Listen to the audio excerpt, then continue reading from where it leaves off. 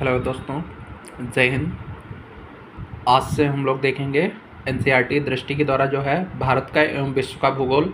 इसमें क्लास 6 से लेकर 12th तक के जो भी क्वेश्चंस आए हैं या इम्पोर्टेंट जो आ सकते हैं उन सभी को हम लोग कवर करेंगे। तो आइए स्टार्ट करते हैं सीधा। सबसे पहला है सामाजिक विज्ञान, पृथ्वी हमारा आवास।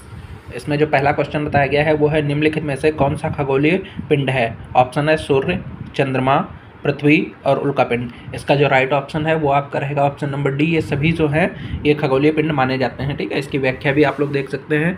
सूर्य, चंद्रमा, पृथ्वी, उल्कापिंड तथा वे सभी वस्तुएं जो रात के समय में आसमान में चमकती हैं उनको खगोलीय पिंड कहा जाता है।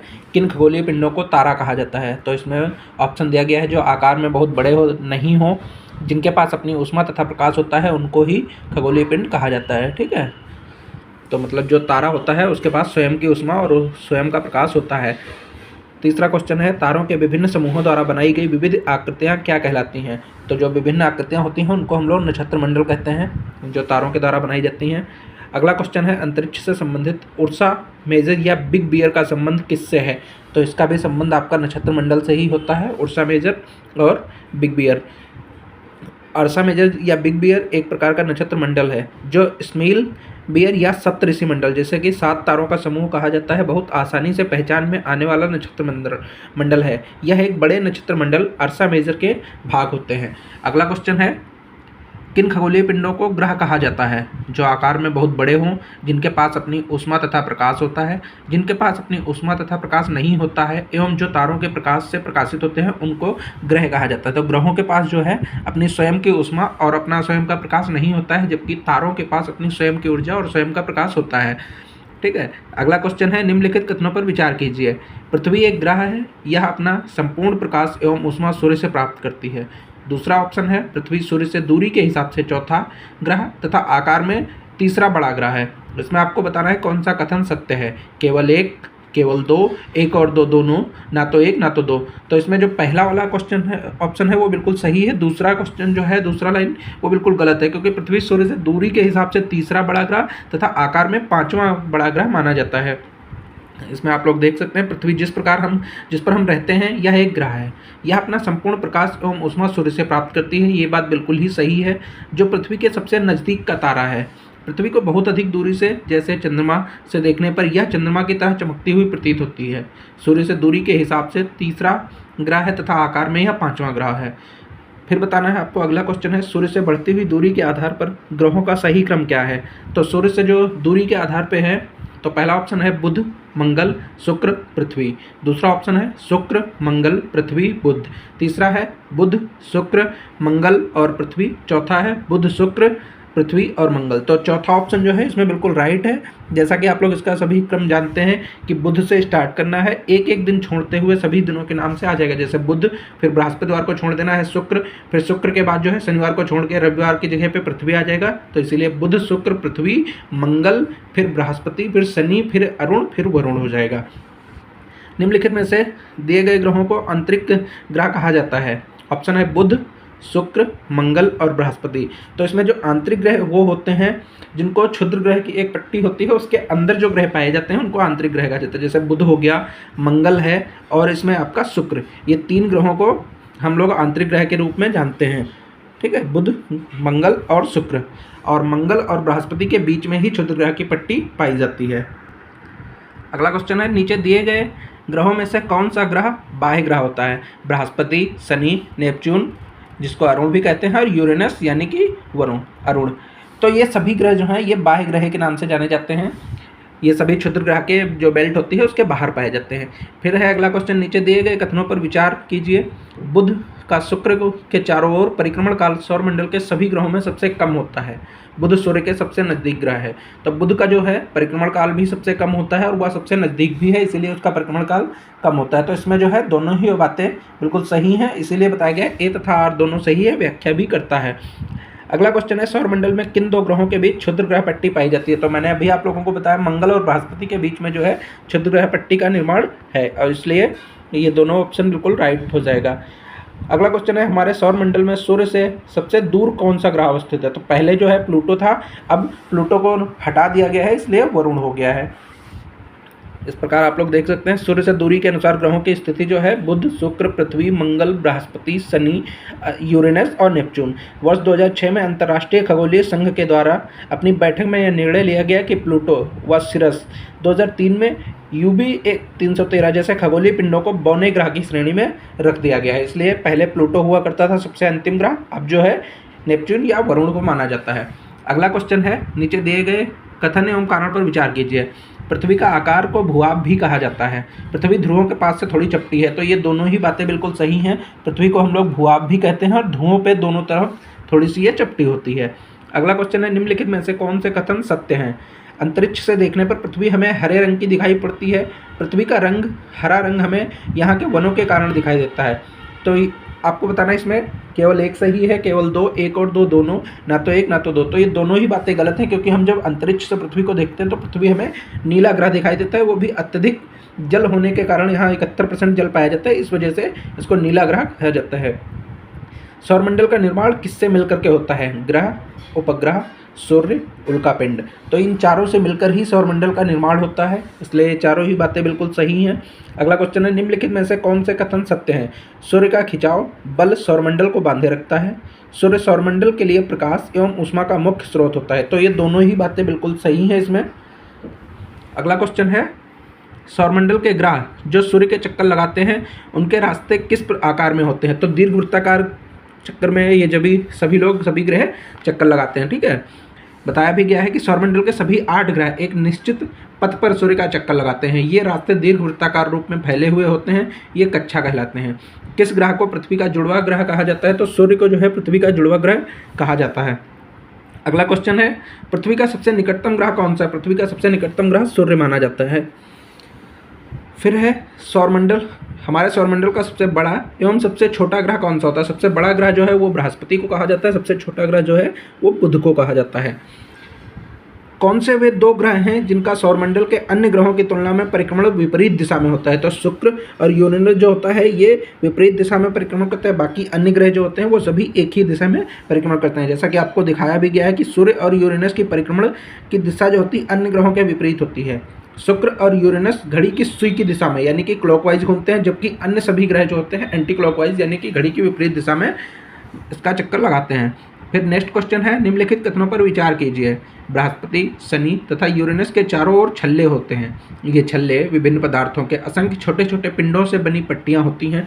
तो ये दोनों ही बातें सही हैं। बृहस्पति, शनि और यूरेनस के चारों तरफ आप लोग जब देखेंगे तो छोटे छोटे आपको छल्ले दिखाई देते हैं। ये जो होते हैं विभिन्न छोटे छोटे असंख्य पदार्थों से बने होते हैं। नेक्स्ट क्वेश्चन है, हमारे सौरमंडल में किन ग्रहों के पास एक भी चंद्रमा प्राकृतिक रूप से उपलब्ध नहीं है? तो इसमें बुध और शुक्र ऐसा ग्रह है जिसके पास एक भी चंद्रमा नहीं है, जबकि सर्वाधिक चंद्रमा जो है इस समय शनि के पास पाए जाते हैं।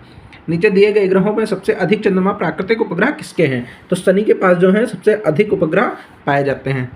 ठीक है, फिर है, निम्नलिखित में से कौन से कथन सत्य हैं? उपग्रह अपने ग्रहों की परिक्रमा करते हैं, साथ ही साथ सूर्य की भी परिक्रमा करते हैं। पृथ्वी के उपग्रह चंद्रमा का व्यास पृथ्वी के व्यास से आधा होता है। तो इसमें पहला वाला लाइन बिल्कुल सही है, दूसरा लाइन गलत बताया गया है। इसमें आपको व्याख्या दी गई है। उपग्रह को अंग्रेजी में सैटेलाइट कहते हैं, जिसका अर्थ होता है साथी या सहचर। ये उपग्रह अपने ग्रहों की परिक्रमा करने के साथ साथ सूर्य की भी परिक्रमा करते हैं, इसलिए कथन 1 जो है वो सत्य है। दूसरा है, हमारी पृथ्वी के पास केवल आपको बताया गया है एक उपग्रह है जो चंद्रमा है, जिसका व्यास पृथ्वी के व्यास का केवल 1/4 है, ना कि उसका आधा। इतना बड़ा इसलिए प्रतीत होता है क्योंकि यह हमारे ग्रह से अन्य खगोलीय पिंडों की अपेक्षा बहुत ही नज़दीक है, इसलिए ये दूसरा वाली जो लाइन है वो बिल्कुल ही गलत है। अगला क्वेश्चन है, भारत के प्राचीन खगोल शास्त्री कौन थे? तो आर्यभट्ट जो हैं इनको भारत का प्राचीन खगोल शास्त्री कहा जाता है। अगला क्वेश्चन है, नीचे दिए गए कथन एवं कारण पर विचार कीजिए। पृथ्वी हमें चंद्रमा का केवल एक ही भाग दिखाई देता है। पृथ्वी से देखने पर हमें चंद्रमा का केवल एक ही भाग दिखाई देता है। कारण बताया गया है, चंद्रमा के द्वारा पृथ्वी का एक चक्कर पूरा करने में लगने वाले समय अपने अक्ष का एक चक्कर पूरा करने में लगने वाले समय से अधिक होता है। तो इसमें ए सही है लेकिन आर गलत है, जबकि जो अपने अक्ष पर लगाता है चक्कर वो बिल्कुल उससे कम लगता है। ठीक है, और इसकी व्याख्या में बताया गया है कि चंद्रमा पृथ्वी का एक चक्कर लगभग 27 दिनों में पूरा करता है। लगभग इतने ही समय में वह अपने अक्ष का भी एक चक्कर पूरा कर लेता है। चंद्रमा के द्वारा पृथ्वी का एक चक्कर पूरा करने में लगने वाले समय अपने अक्ष पर एक चक्कर पूरा करने में लगने वाले समय के बराबर ही होता है। इसके परिणाम स्वरूप पृथ्वी से हमें चंद्रमा का केवल एक ही भाग दिखाई देता है। जबकि इसमें बताया गया नील आर्मस्ट्रांग पहले व्यक्ति थे जिन्होंने 20 जुलाई 1969 को यानी 1969 को सबसे पहले जो अपोलो मिशन गया था उसमें पहले व्यक्ति थे जिन्होंने चंद्रमा पर कदम रखा था, और यह मिशन जो है नासा की तरफ से किया गया था। अगला क्वेश्चन है, नीचे दिए गए कथनों पर विचार कीजिए। सूर्य के चारों ओर चक्कर लगाने वाले पत्थरों के छोटे छोटे टुकड़ों को उल्कापिंड कहते हैं। फिर है दूसरा, खुले आकाश में फैली एक छोर से दूसरी छोर तक चौड़ी सफ़ेद पट्टी जो कि लाखों तारों का समूह है को आकाशगंगा कहते हैं। तो ये दोनों ही बातें बिल्कुल सही बताई गई हैं।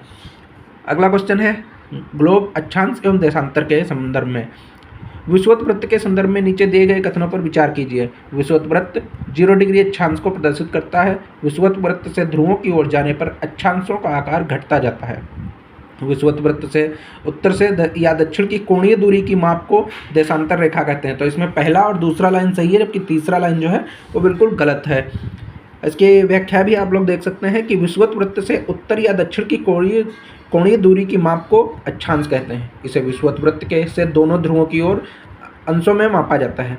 विषुवत वृत्त के से ध्रुवों की तक स्थित सभी समानांतर वृत्तों को अक्षांश वृत्त कहा जाता है। विषुवत वृत्त एक काल्पनिक वृत्त है जो पृथ्वी को 2 बराबर भागों में बांटता है। विषुवत वृत्त से ध्रुवों की ओर जाने पर अक्षांशों का आकार घटता जाता है। फिर आप लोग देख सकते हैं कि कर्क रेखा 23.5 डिग्री उत्तर में पाई जाती है, जबकि मकर रेखा 23.5 डिग्री दक्षिण में पाई जाती है।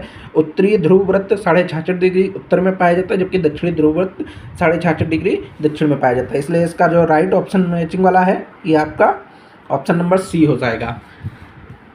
अगला क्वेश्चन है, नीचे दिए गए युग्मों पर में से कौन सा युग्म सुमेलित नहीं है। कर्क रेखा एवं मकर रेखा के बीच का क्षेत्र शीत कटिबंध कहलाता है। कर्क रेखा एवं विषुवत वृत्त के बीच के क्षेत्र को शीतोष्णकटिबंधीय कहते हैं। तीसरा ऑप्शन है, दक्षिण ध्रुव एवं वृत्त एवं दक्षिणी ध्रुव के बीच के क्षेत्र का उष्णकटिबंध कहा जाता है। तो ये तीनों बातें इसमें सुमेलित नहीं है, तीनों ही बातें विपरीत बताई गई हैं। इसकी व्याख्या आप लोग देख सकते हैं। कर्क रेखा एवं मकर रेखा के जो बीच सभी अक्षांशों पर सूर्य वर्ष में एक बार दोपहर में सिर के ठीक ऊपर होता है, इसलिए इस क्षेत्र में सबसे अधिक उष्मा होती है। इसको उष्णकटिबंधीय क्षेत्र कहा जाता है, जबकि हमारी ऑप्शन में दिया गया है कि इसको शीत कटिबंध कहा जाता है, इसलिए पहली लाइन बिल्कुल गलत हो जाती है। दूसरा ऑप्शन कह रहा था कि ध्रुव की तरफ सूर्य की किरणें तिरछी होती हैं। इस प्रकार उत्तरी गोलार्ध में कर्क रेखा और उत्तर ध्रुव वृत्त तथा दक्षिणी गोलार्ध में मकर रेखा एवं दक्षिणी ध्रुव वृत्त के बीच वाले क्षेत्र का तापमान मध्यम रहता है। इसको शीतोष्णकटिबंधीय कहा जाता है। आप लोग देख सकते हैं शीतोष्णकटिबंधीय और उष्णकटिबंधीय।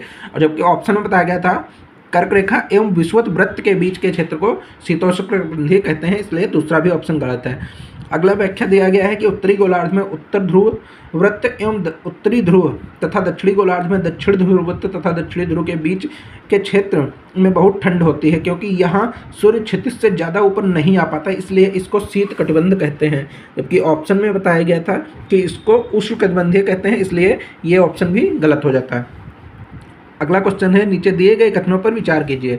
विषुवत वृत्त से ध्रुवों तक स्थित सभी समानांतर वृत्तों को अक्षांश वृत्त कहते हैं। सभी अक्षांश रेखाओं का आकार एक समान रहता है। तो इसमें पहला लाइन जो है वो बिल्कुल सही है, बाकी दूसरा लाइन जो है सभी अक्षांश रेखाओं का आकार एक समान नहीं होता है, वो बढ़ता घटता रहता है। इसकी व्याख्या कह सकते हैं कि जैसे जैसे हम विषुवत वृत्त से दूर जाते हैं अक्षांश रेखाओं का आकार घटता जाता है। इस प्रकार विषुवत वृत्त के उत्तर की सभी समांतर रेखाओं को उत्तरी अक्षांश कहा जाता है तथा विषुवत वृत्त के दक्षिण स्थित सभी समांतर रेखाओं को दक्षिणी अक्षांश कहा जाता है।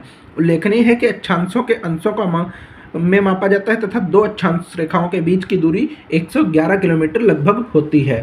ठीक है। अगला क्वेश्चन है, उत्तरी ध्रुव से दक्षिणी ध्रुव को जोड़ने वाली संदर्भ रेखा को क्या कहते हैं। तो देशांतर रेखा जो इसको कहा जाता है, जो उत्तरी ध्रुव को दक्षिणी ध्रुव से जोड़ देता है। अगला क्वेश्चन है, किसी स्थान का मानक समय निर्धारित करने का आधार होता है वहाँ का प्रमुख यामोत्तर रेखा जो होता है, प्रधान यामोत्तर रेखा, उसी के द्वारा कहीं भी मानक समय का निर्धारण किया जाता है। बताया गया है इसकी व्याख्या, देशांतरीय यामोत्तर को लंबाई एक समान होने के कारण इन्हें सिर्फ मुख्य संख्याओं में व्यक्त करना कठिन था। तभी सभी देशों ने निश्चय किया कि ग्रीनविच, जहां ब्रिटिश राज की वेधशाला स्थित है से गुजरने वाली यामोत्तर से पूर्व और पश्चिम की ओर गिनती शुरू की जाए। इस यामोत्तर को प्रमुख यामोत्तर कहते हैं तथा इसका मान 0 डिग्री देशांतर है, अर्थात यह स्थान मानक समय निर्धारित करने का आधार बना। यहाँ से हम 180 डिग्री पूर्व या 180 डिग्री पश्चिम तक गणना करते हैं। अगला क्वेश्चन है, निम्नलिखित में से कौन से कथन सत्य हैं? प्रमुख यामोत्तर तथा 180 डिग्री यामोत्तर मिलकर पृथ्वी को समान भागों पूर्वी गोलार्ध एवं पश्चिमी गोलार्ध में विभक्त करती हैं। 180 डिग्री पूर्वी एवं 180 डिग्री पश्चिमी यामोत्तर एक ही रेखा पर स्थित है, तो इसमें दोनों ही बातें बिल्कुल सही बताई गई हैं। अगला क्वेश्चन हम लोग देख लेते। अगला क्वेश्चन है, नीचे दिए गए कथन एवं कारण पर विचार कीजिए। ग्रीनविच से पूर्व के स्थानों का समय ग्रीनविच समय से आगे होता है तथा पश्चिम के स्थानों का समय पीछे होता है। कारण है, पृथ्वी अपने काल्पनिक अक्ष पर पूर्व से पश्चिम की ओर घूर्णन करती है यानी घूमती है। तो पहली लाइन बिल्कुल सही है। जब हम ग्रीनविच से पूर्व की ओर आते हैं तो हमें हर 15 डिग्री पर 1 घंटे का समय बढ़ जाता है, इसलिए बताया गया है कि समय जो है पूर्व की ओर बढ़ता है जबकि पश्चिम की ओर पीछे होता है। जैसे कि भारत का जो है ग्रीनविच 82.5 डिग्री ग्रीनविच से हम लोग आगे हैं, इसलिए हमारा भारत का टाइम जो होता है 5.5 घंटे आगे रहता है वहाँ से। अगला क्वेश्चन है, पृथ्वी को अपने अक्ष पर 1 डिग्री घूमने में कितना समय लगता है? तो इसको आप लोग निकाल भी सकते हैं। 4 मिनट लगेगा। 360 डिग्री को अगर आप डिवाइड करते हैं तो इस तरीके से आपका 1 डिग्री घूमने में 4 मिनट का लगता है और 1 घंटे में आपको 15 डिग्री घूम जाती है पृथ्वी। यदि कोई स्थान ग्रीनविच से 20 डिग्री पूर्व में स्थित है तब ग्रीनविच और उस स्थान के समय में कितना अंतर होगा? तो 1 घंटे में आपका 15 डिग्री घूम जाती है। उस तरीके से आपको 4 5 और यानी कि 15 चक्कू 60, 1 घंटे 20 मिनट आपका लगेगा इधर घूमने में, ठीक है। यानी कि 15 डिग्री में आपका 1 मिनट और 1 डिग्री में आपको 4 मिनट लगता है, तो 5 मिनट में 20 मिनट और हो जाएगा 5 डिग्री में। उसके बाद अगला क्वेश्चन है, भारत के किस यामोत्तर देशांतर रेखा के स्थानीय समय को भारत का मानक समय माना जाता है? तो 82.5 डिग्री जो पूर्वी है उसको भारत का मानक समय माना गया है।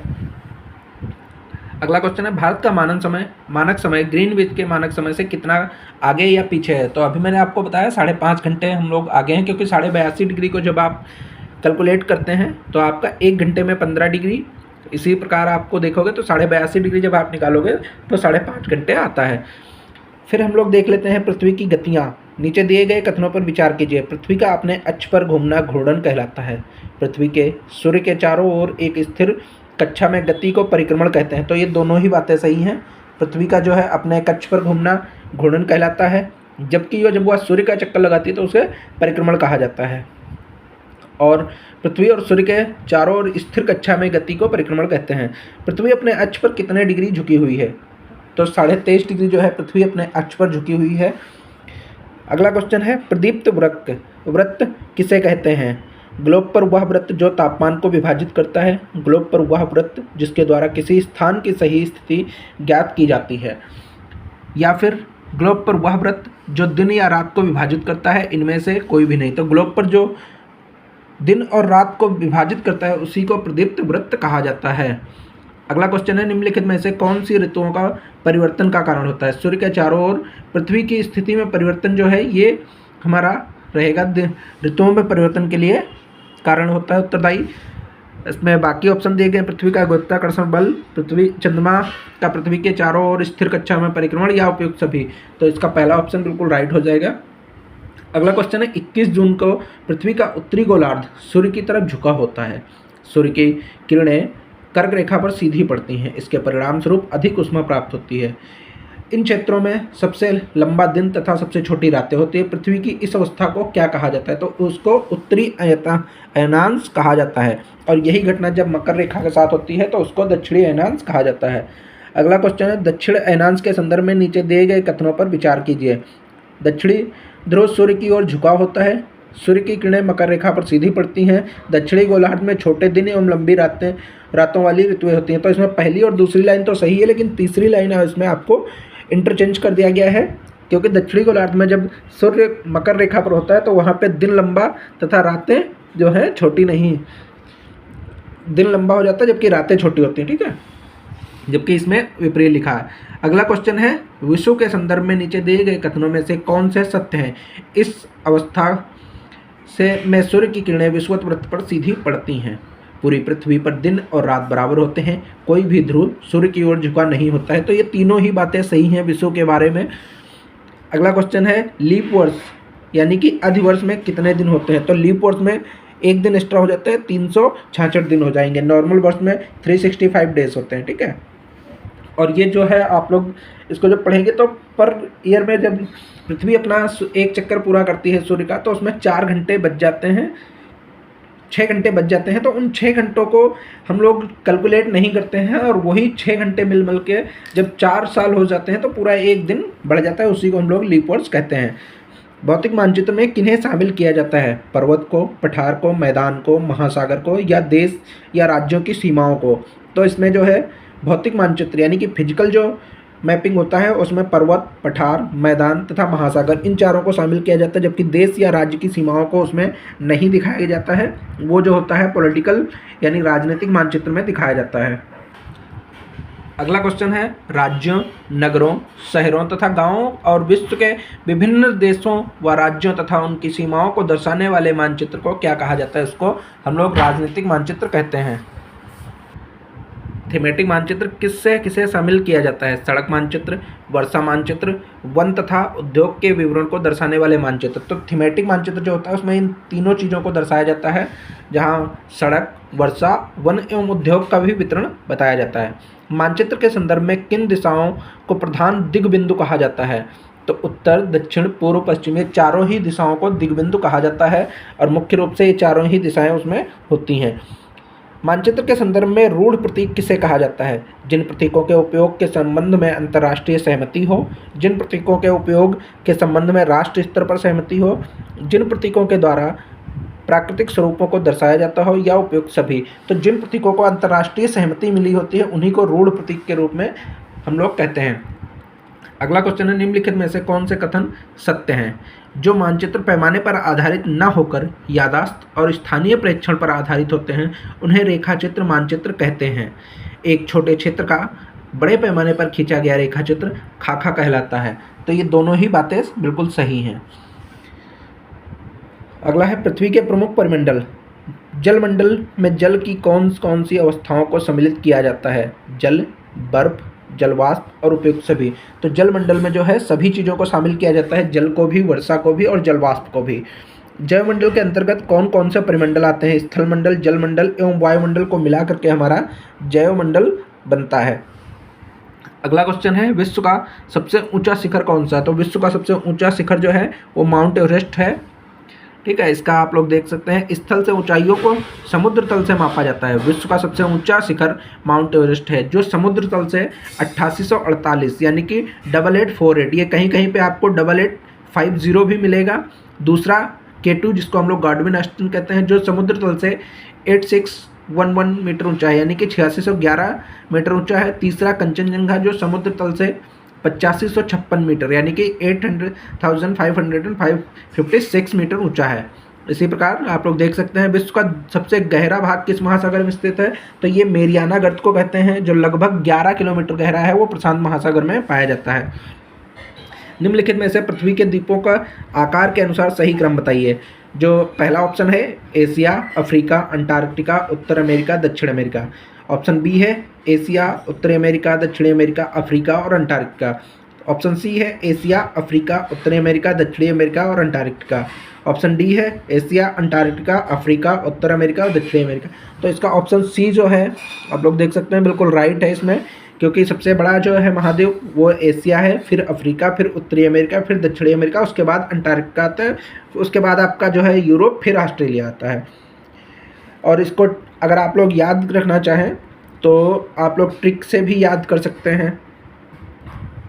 उसके बावजूद अगला क्वेश्चन है एशिया तथा यूरोप को अलग करने वाली स्थलीय संरचना में शामिल होता है। जैसे जो एशिया और यूरोप को अलग करने वाली स्थलीय जो संरचना है उसमें आपको बताना है कौन कौन से होते हैं। यूराल पर्वत, यूराल नदी, जूरा पर्वत। तो यूराल पर्वत और यूराल नदी जो है एशिया को यूरोप से अलग करती है। अगला क्वेश्चन है वह कौन सा महाद्वीप है जिससे होकर कर्क रेखा, मकर रेखा तथा विषुवत तीनों गुजरते हैं। तो अफ्रीका एक अकेला ऐसा महाद्वीप है जहां से कर्क रेखा, मकर रेखा और विषुवत तीनों ही गुजरती हैं। अगला क्वेश्चन है एशिया को अफ्रीका से अलग करने वाली नहर को क्या नाम दिया जाता है। तो एशिया को अफ्रीका से जो आप लोग देख सकते हैं, जो 1869 में बनाई गई थी सुएज नहर, उसके द्वारा अलग होता है। ये आपका इजिप्ट से होते हुए और एशिया को अलग करता है। उसके बाद जो है उत्तर अमेरिका तथा दक्षिण अमेरिका महाद्वीप किस देश में मिलते हैं? तो पनामा जल संधि जो है, पनामा में ही ये दोनों ही मिलते हैं, जो उत्तरी अमेरिका और दक्षिण अमेरिका को आपस में मिलाता है। फिर है दक्षिण अमेरिका महाद्वीप के संदर्भ में नीचे दिए गए कथनों पर विचार कीजिए। इस महाद्वीप में पूर्व में प्रशांत महासागर तथा पश्चिम में अटलांटिक महासागर है, तो ये बिल्कुल ही गलत है। दूसरा लाइन है, विश्व में सबसे लंबी पर्वत श्रृंखला इंडीज इसके उत्तर से लेकर के दक्षिण तक फैली हुई है, ये बात सही है।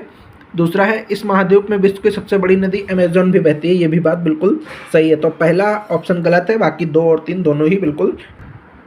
अगला क्वेश्चन है, किस महाद्वीप को द्वीपीय महाद्वीप भी कहा जाता है? तो ऑस्ट्रेलिया को द्वीपीय महाद्वीप कहा जाता है क्योंकि वहाँ पे बहुत अधिक संख्या में द्वीप मिलते हैं। ऑस्ट्रेलिया महाद्वीप को द्वीपीय महाद्वीप भी कहा जाता है क्योंकि यह चारों तरफ से महासागरों तथा समुद्रों से घिरा हुआ है, इसीलिए इसको द्वीपीय महाद्वीप भी कहा जाता है।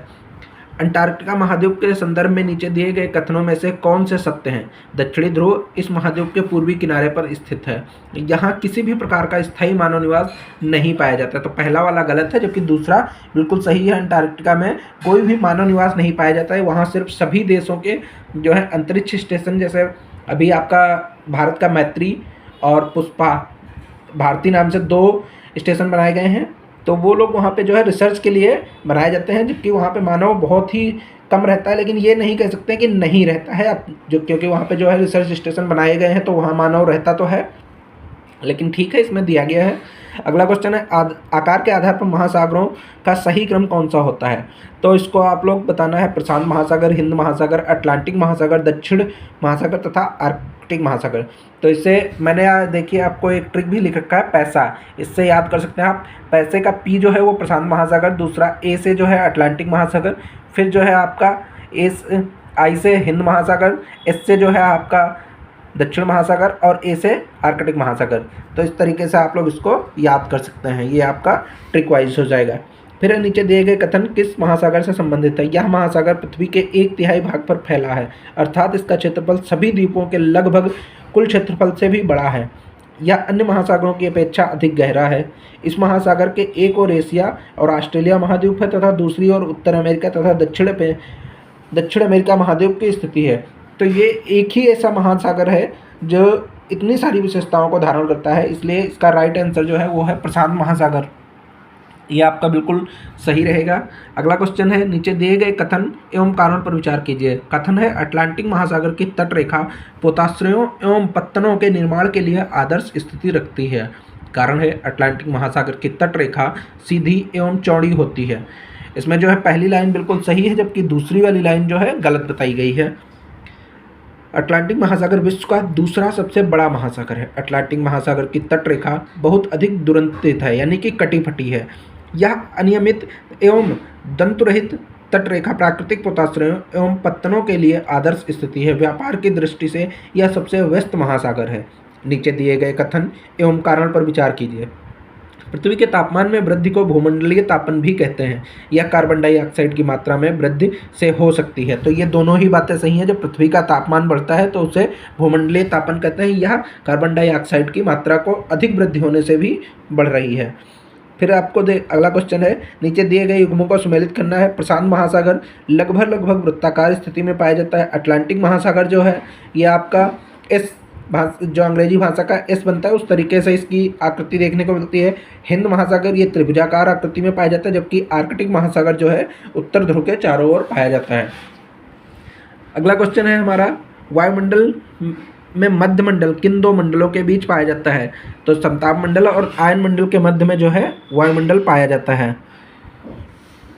अगला क्वेश्चन है, नीचे दिए गए कथनों पर विचार कीजिए। वायुमंडल में उपस्थित नाइट्रोजन गैस सभी प्रकार के जीवधारियों की वृद्धि में सहायक होती है। कार्बन डाइऑक्साइड गैस पेड़ पौधों की वृद्धि में सहायक होती है। ये दोनों ही बातें बिल्कुल सही हैं। नाइट्रोजन गैस जो है सभी जीवधारियों की वृद्धि के लिए सहायक होती है, जबकि कार्बन डाइऑक्साइड गैस पेड़ पौधों की वृद्धि के लिए सहायक होती है। अगला है, पृथ्वी के प्रमुख स्थल रूप। पृथ्वी के विभिन्न स्थल रूप उदाहरण पर्वत, घाटी, पठार एवं मैदानों का निर्माण किन प्रक्रियाओं के परिणाम स्वरूप हुआ है? ऑप्शन ए आंतरिक प्रक्रिया के कारण, ऑप्शन बी बाह्य प्रक्रिया के कारण, ऑप्शन सी आंतरिक एवं बाह्य दोनों प्रक्रियाओं के कारण, ऑप्शन डी इनमें से किसी भी प्रक्रिया के द्वारा नहीं। ऑप्शन सी जो है आंतरिक एवं बाह्य प्रक्रिया, इसके द्वारा ही इसका निर्माण हुआ है। अगला क्वेश्चन है, निम्नलिखित में से कौन सा कथन सत्य है? पृथ्वी की सतह से टूटकर घिस जाने को अपरदन कहते हैं। पृथ्वी की नई सतह का निर्माण की प्रक्रिया को निक्षेपण कहते हैं। तो ये दोनों ही बातें बिल्कुल सही हैं। जो पृथ्वी की सतह घिसकर टूट जाती है उसको अपरदन कहते हैं, और पृथ्वी की नई सतहों के निर्माण की प्रक्रिया को निक्षेपण कहा जाता है। विश्व की सबसे पुरानी वलित पर्वत श्रृंखला कौन सी है? तो अरावली जो पर्वत श्रृंखला है ये सबसे पुरानी वलित पर्वत श्रृंखला मानी जाती है। नीचे दिए गए कथनों पर विचार कीजिए। जिन पर्वतों पर हमेशा जमी हुई रहने वाली बर्फ की नदियाँ होती हैं उन्हें हिमानी कहते हैं। पर्वतों के एक रेखाक्रम में व्यवस्थित होने को श्रृंखला कहा जाता है। ये दोनों ही बातें सही हैं। अगर एक किसी भी क्रम में पर्वत पाए जाते हैं तो उसको श्रृंखला कहते हैं, और जो हमेशा वर्ष भर बर्फ की नदियों से ढकी होती हैं उसे हिमानी कहा जाता है। जिन पर्वतों के सतह उबड़ खाबड़ तथा शिखर शंक्वाकार होते हैं ऐसे पर्वतों को कहा जाता है वलित पर्वत। अगला क्वेश्चन है, यूराल पर्वत। आपका इसमें बताना है कौन कौन सा युग्म सही सुमेलित है। ठीक है, तो यूराल पर्वत के सामने दिया गया है ज्वालामुखी पर्वत। वाजेस पर्वत जो है ये ब्रंतोस पर्वत, तो ये आपका बिल्कुल सही सुमेलित है। माउंट किलिमंजारो जो है ज्वालामुखी पर्वत है। फ्यूजियामा जो है ये भी ज्वालामुखी पर्वत है, जबकि इसके सामने वलित पर्वत दिया गया है। तो इसके अकॉर्डिंग जो है ऑप्शन 2 और 3 जो है ये बिल्कुल राइट हो जाएंगे, बाकी दोनों सही सुमेलित नहीं है। फिर है मोनाकावा पर्वत किस महासागर में स्थित है? तो मोनाकावा जो है ये प्रशांत महासागर में स्थित है, आप लोग देख सकते हैं। अगला, निम्नलिखित में से कौन विश्व का सबसे ऊंचा पठार पाया जाता है? जो तिब्बत का पठार है वो सबसे ऊंचा पठार माना जाता है विश्व में। अगला क्वेश्चन हम लोग देख लेते हैं। मैदानों के संदर्भ में नीचे दिए गए कथन पर विचार कीजिए। अधिकांश मैदान मुख्य नदियों तथा उसकी सहायक नदियों के कारण बने हुए हैं। मैदान विश्व में सबसे अधिक जनसंख्या वाले भाग होते हैं। दोनों ही बातें बिल्कुल सही हैं मैदान को लेकर। अगला क्वेश्चन है, हमारा देश भारत, भारत की मुख्य भूमि का विस्तार दक्षिण से उत्तर की ओर किन अक्षांश के मध्य हुआ? तो 8 डिग्री 4 मिनट से लेके 37 डिग्री 6 मिनट के मध्य जो है दक्षिण से उत्तर की ओर विस्तार माना जाता है। जबकि पश्चिम से लेकर पूर्व तक भारत का विस्तार जो है 68 डिग्री 7 मिनट से लेके 97 यानी 97 डिग्री 25 मिनट पूर्व तक माना जाता है। अगला क्वेश्चन है, कर्क रेखा 23.5 डिग्री उत्तरी किन राज्यों से होकर गुजरती है? गुजरात, राजस्थान, मिजोरम और त्रिपुरा। तो इन सभी राज्यों से होकर गुजरती है। इसका ट्रिक भी है एक आपका, मित्र पर गमछा छार, उससे आप लोग इसको याद कर सकते हैं, या ऐसे भी याद कर सकते हैं। ये कुल 8 राज्यों से होकर गुजरती है। गुजरात, राजस्थान, मध्य प्रदेश, छत्तीसगढ़, झारखंड, पश्चिम बंगाल, त्रिपुरा और मिजोरम। इसकी मैंने तो ट्रिक बना रखी है कि मित्र पर गमछा झार। भारत की स्थलीय सीमा कितने देशों के साथ जुड़ी होती है? तो 7 देशों के साथ भारत की स्थलीय सीमा जुड़ी हुई है। वो 7 देश कौन कौन से हैं? ये हैं चीन, नेपाल, भूटान, म्यांमार, पाकिस्तान, बांग्लादेश और अफगानिस्तान। निम्नलिखित में से भारत की सबसे लंबी स्थलीय सीमा किस देश के साथ लगती है? तो बांग्लादेश के साथ हमारी सबसे अधिक जो है स्थलीय सीमा लगती है, लगभग 4096 किलोमीटर इससे लगती है। और ये क्वेश्चन भी आप लोग ध्यान में रखिएगा, क्योंकि अभी बांग्लादेश में जो वहाँ की सरकार को लेकर चल रहा है उससे ये क्वेश्चन इंपॉर्टेंट हो जाता है कि किसी भी एग्जाम में पूछा जा सकता है। जैसे PCS हो गया, RO हो गया, या आपका UPSC में भी आता है। निम्नलिखित में से भारत के कौन कौन से राज्य 3 तरफ से अंतर्राष्ट्रीय सीमाओं से घिरे हुए हैं? सिक्किम, पहला ऑप्शन है मणिपुर, असम, सिक्किम और त्रिपुरा। तो जो सिक्किम आपका है और त्रिपुरा है ये आपका 3 तरफ से अंतर्राष्ट्रीय सीमाओं से घिरे हुए हैं। इसकी व्याख्या है, जैसे सिक्किम एवं त्रिपुरा 3 तरफ से दूसरे देशों के साथ अपनी सीमा साझा करते हैं। सिक्किम नेपाल, भूटान और चीन के साथ अपनी सीमा साझा करते हैं, जबकि त्रिपुरा बांग्लादेश से 3 तरफ से घिरा हुआ है। भारत के ऐसे कितने राज्य या केंद्र शासित प्रदेश हैं जो कम से कम 2 देशों के साथ अपनी सीमा को साझा करते हैं? तो 7 देश ऐसे हैं जो कम से कम 2 के साथ में अपनी सीमा रेखा को साझा करते हैं। वो 7 देश कौन कौन से हैं? लद्दाख, पाकिस्तान, चीन और अफगानिस्तान के साथ अपनी सीमा साझा करता है। उत्तराखंड जो है नेपाल और चीन के साथ। सिक्किम जो है नेपाल, भूटान और चीन के साथ। अरुणाचल प्रदेश चीन, भूटान और म्यांमार के साथ। असम, भूटान और बांग्लादेश के साथ। पश्चिम बंगाल, बांग्लादेश, भूटान और नेपाल के साथ। मिजोरम, बांग्लादेश और म्यांमार के साथ। विंध्य एवं सतपुड़ा पर्वत श्रेणियों के बीच में कौन सी नदी बहती है? तो नर्मदा नदी जो है ये विंध्य एवं सतपुड़ा पर्वत श्रेणियों के बीच से बहती है। तापी नदी के संदर्भ में निम्नलिखित कथनों में से कौन सा कथन सत्य है? तापी नदी सतपुड़ा पर्वत श्रेणी के दक्षिण में बहती है। तापी नदी भारतीय प्रायद्वीप की एकमात्र नदी है जो पूर्व से पश्चिम की ओर बहती है। तापी नदी के उत्तर में अजंता और सतमाला पर्वत स्थित है। तो इसमें जो है पहली बात बिल्कुल सही है, तापी जो है सतपुड़ा पर्वत के दक्षिण में बहती है, बाकी दोनों ही बातें गलत हैं। अब आप लोग इसकी व्याख्या देख लीजिए। तापी नदी के अलावा नर्मदा भी पूर्व से पश्चिम दिशा में बहती है, खंबात की खाड़ी में गिरती है तथा अजंता एवं सतमाला पर्वत तापी नदी के दक्षिण में अवस्थित हैं। जबकि ऑप्शन में दिया गया है कि उत्तर में अजंता और सतमाला पर्वत स्थित है और पूर्व में बहने वाली सिर्फ एक तापी नदी है, जबकि सिर्फ एक तापी नहीं है बल्कि नर्मदा भी इस दिशा में बहती है। अगला क्वेश्चन है, हिमालय पर्वत को 3 मुख्य समानांतर श्रृंखलाओं में बांटा जाता है, उत्तर से दक्षिण की ओर उनका सही क्रम बताइए। ऑप्शन ए है बृहद हिमालय, शिवालिक हिमालय, मध्य हिमालय। ऑप्शन बी है मध्य हिमालय, शिवालिक हिमालय, बृहद हिमालय। ऑप्शन सी है शिवालिक हिमालय, बृहद हिमालय, मध्य हिमालय। ऑप्शन डी है बृहद हिमालय, मध्य हिमालय और शिवालिक हिमालय। तो ऑप्शन डी जो है ये बिल्कुल सही है, यानी कि सबसे पहले आएगा बृहद हिमालय, फिर मध्य हिमालय, फिर शिवालिक हिमालय।